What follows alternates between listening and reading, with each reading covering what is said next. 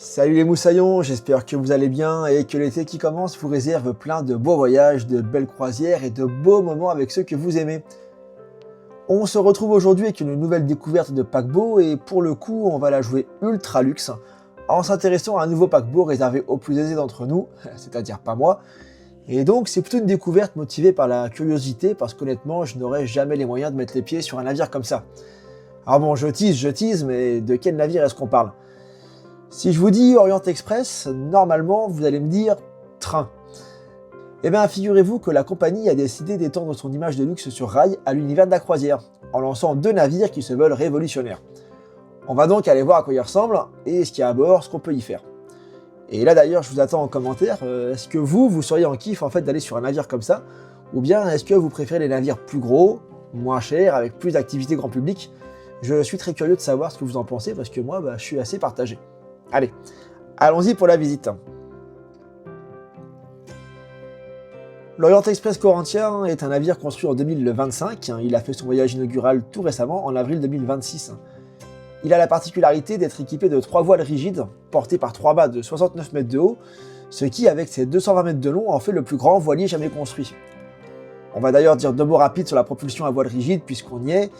Celle-ci est composée de panneaux rectangulaires en matériaux composites assemblés entre eux. Cette conception semi-rigide permet d'atteindre des surfaces de voile impossibles pour des voiles classiques en textile. Ces voiles sont 10 fois plus résistantes et ont une durée de vie estimée à plus de 20 ans. Les voiles sont également inclinables pour obtenir plus ou moins de prise au vent, un peu comme les voiles classiques. Contrairement aux autres navires qui le précèdent, le Corinthien devrait pouvoir naviguer à 100% à la voile dans de bonnes conditions.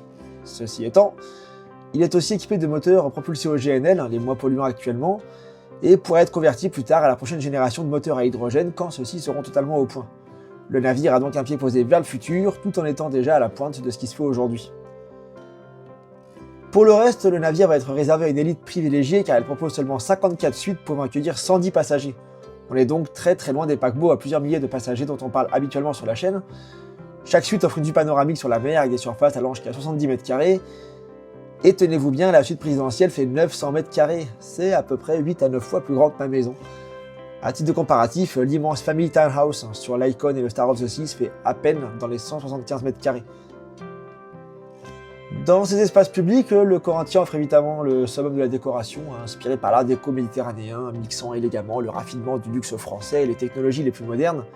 Il possède un théâtre pour les spectacles et les conférences, et même un studio d'enregistrement privé, bien qu'honnêtement je ne vois pas trop à qui ça va servir de façon régulière, mais bon, pourquoi se priver ?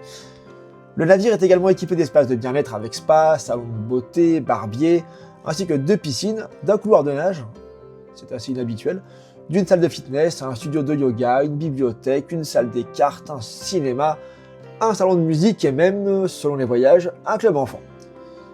Détail non négligeable, à l'ancre, le navire peut déployer une marina pour accueillir des activités nautiques. Je trouve ça plutôt cool, tant que la mer est calme.